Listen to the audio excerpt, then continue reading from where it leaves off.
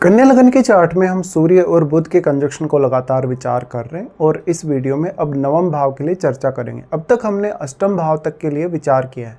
नवम भाव की बात करें तो यहाँ पर आपके चार्ट के हिसाब से वृषभ राशि में ये कंजक्शन बनेगा।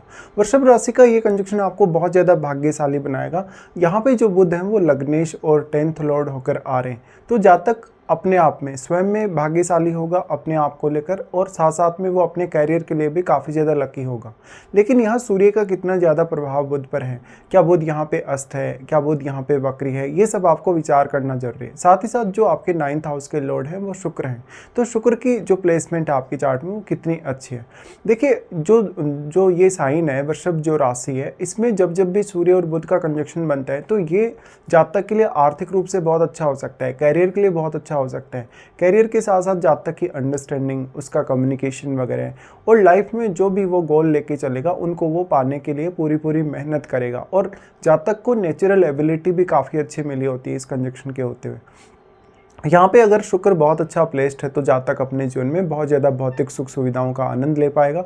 ऐसा जातक काफ़ी ज़्यादा इंटेलिजेंट, बुद्धिमान या समझदार होगा, तो वो जो भी डिसीजन लेगा काफ़ी अच्छे से लेगा, सोच समझकर, बहुत ही ज़्यादा विवेक के साथ। ऐसे जातकों के अक्सर लाइफ में शुरुआत में थोड़ा स्ट्रगल देखने को मिल जाता है कभी कभी, लेकिन मोस्टली इनकी लाइफ में इनको सक्सेस मिलने की संभावना काफ़ी ज़्यादा रहती है। अब लेकिन आपको देखना पड़ेगा कि क्या लगन में, आपके 12वें घर में या आपके 10वें घर में क्या कोई प्लैनेट बैठा है, क्योंकि इन भावों के जो स्वामी वो तो आपके नवम भाव में आ गए, लेकिन इन भाव में जो बैठे हुए प्लैनेट्स हैं उनका रोल भी उतना ही महत्वपूर्ण है। क्योंकि जो लगन में बैठा प्लैनेट है वो आपके 7वें घर पर अपनी दृष्टि डालेगा, तो लगन में बैठा प्लैनेट आपके मैरिज रिलेशनशिप, आपकी पब्लिक छवि, आपकी पब्लिक डीलिंग की स्थिति को प्रभावित करेगा।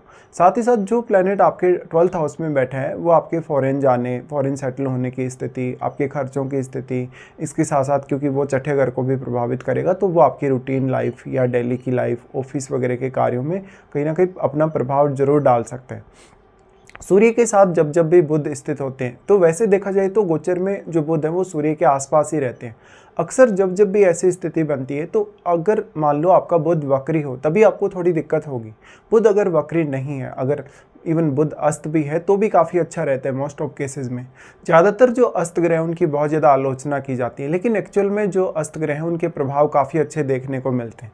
देखिए अस्त ग्रह के केस में जब हम सूर्य और बुध की बात करते हैं तो अस्त ग्रह होने का मतलब है जो बुध है वो सूर्य के ज़्यादा क्लोज है, लगभग 15 डिग्री के अंदर है। और अगर आपका बुध अस्त है तो जो, क्योंकि बुध आपके लगन को ही रिप्रेजेंट कर रहा है, इसलिए वो सारी की सारी एबिलिटी आपकी इन्हेंस हो जाएंगी। सूर्य से जो एनर्जी प्राप्त हो रही है बुध को, या जो सूर्य का प्रकाश प्राप्त हो रहा है, उसी वजह से जो बुध है वो अस्त हुआ। अस्त होने से बुध के गुण एक्सपांड हो जाएंगे, बढ़ जाएंगे। और बुध क्योंकि डुअल प्लैनेट है, डुअल प्लैनेट होने की वजह से आप में बहुत ज़्यादा मल्टीपर्पज़ जो योग्यता है, या बोल सकते हो कि आप बहुत ज़्यादा टैलेंट आप में आ जाता है। इस प्रकार से जातक अपने जीवन में बहुत कुछ करने में सक्षम होता है। जातक अपने नैतिक पथ को कभी भी नहीं छोड़ता, वो काफ़ी ईमानदारी के साथ अपने जीवन को जीता है। इसके साथ ही वो अपने जीवन में बहुत बड़े गोल लेके चलता है। ऐसे जातक अक्सर कंसल्टेंसी रिलेटेड कार्यों में, उच्च अध्ययन से रिलेटेड कार्यों में, टीचिंग या जो कॉलेज रिलेटेड प्रोफेशन है, स्पेशली प्रोफेसर वगैरह ऐसे जातक बनते हैं। साथ ही ऐसे जातकों का जो रुझान है वो प्रोफेशनली बहुत ज़्यादा अलग तरीके का नजर आता है, क्योंकि यहाँ से सूर्य और बुध दोनों का ही मूवमेंट आपके 10th हाउस की तरफ हो रहा है। तो अगर ये ग्रह आपके 10th हाउस के ज़्यादा क्लोज हुए, उस केस में आप अपने कैरियर में बहुत ज़्यादा अपना जो प्रभाव है छोड़ पाते हैं। इस वजह से ऐसे जातकों के कैरियर को लेकर बहुत ज़्यादा सीरियस होने की संभावना होगी। ऐसे जातकों की लाइफ में बहुत ज़्यादा ट्रैवलिंग भी होगी। ट्रैवलिंग के साथ साथ इन लोगों को बहुत अलग अलग अपने जीवन में अनुभव मिलेंगे और उन अनुभवों से काफ़ी कुछ सीखने को भी मिलेगा। सूर्य बुध के इस कंजक्शन के होते हुए मेनली जब अगर ये 10th हाउस के ज़्यादा क्लोज हो तो जातक अपने उच्च पद के लिए बहुत ज़्यादा प्रयास करने वाला होता है, और वो एक्सपेक्ट भी इसी तरीके से कर रहा होता है अपने कैरियर में आगे बढ़ने के लिए।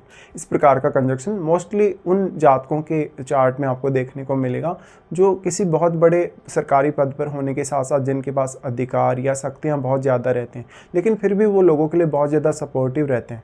देखिए नवम भाव में सूर्य और बुध आ गए तो आपको ज़्यादा से ज़्यादा धार्मिक या आध्यात्मिक ज्ञान के लिए भी प्रेरित करेंगे और आपको काफ़ी ज़्यादा हार्डवर्किंग करने की क्षमता देंगे। इन दोनों का प्रभाव आपके 3rd हाउस पे आ जाता है।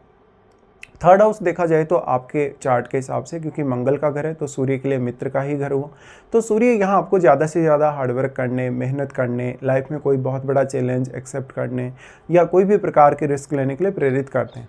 इस प्रकार की स्थिति में थर्ड हाउस में बैठा हुआ ग्रह भी उतना ही इंपॉर्टेंट है। अगर आपका थर्ड लॉर्ड भी बहुत अच्छी स्थिति में है, चार्ट में बहुत ही मजबूत स्थिति में है, तो निश्चित तौर पे आप अपनी लाइफ में काफ़ी तेज़ी से आगे बढ़ पाते हैं।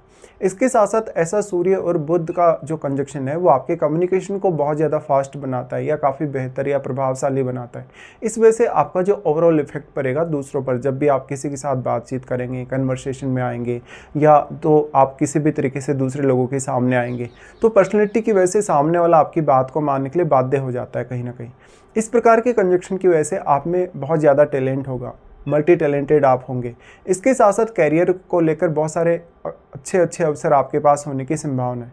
इस प्रकार के कंजक्शन के होते हुए जातक हो सकता है, लेकिन कभी कभी शुरुआत में थोड़ी ज़्यादा हार्डवर्क करेगा, थोड़ा ज़्यादा मेहनती होगा, लेकिन जैसे जैसे उसकी उम्र बढ़ेगी वो काफ़ी ज़्यादा मैच्योर नज़र आएगा और उसकी मेहनत भी कहीं ना कहीं उसके लिए काफ़ी ज़्यादा सार्थक साबित होगी। अगर यहाँ सूर्य का प्रभाव बुध पर ज़्यादा है तो ऐसा जातक उच्च पद की तरफ हमेशा देखता है, वो लाइफ में हमेशा अचीवमेंट्स की तरफ देखता है और एक बहुत ही रॉयल लाइफ जीने वाला ऐसा जातक हो सकता है। साथ ही साथ जातक अपने स्वयं के बल पे, अपने खुद के प्रयासों के बल पे जीवन में बहुत ज़्यादा सफल होता है, या फिर आप ऐसे भी बोल सकते हैं कि ऐसे जातक बहुत जल्दी लाइफ में सेल्फ डिपेंड हो जाते हैं। वो अपने परिवार या अपने जो रिलेटिव हैं उनको भी काफ़ी ज़्यादा सपोर्ट करते हैं। इस प्रकार के जातक देश विदेश में भी काफ़ी ज़्यादा फेमस हो सकते हैं और ये काफ़ी ज़्यादा क्रिएटिव होते हैं।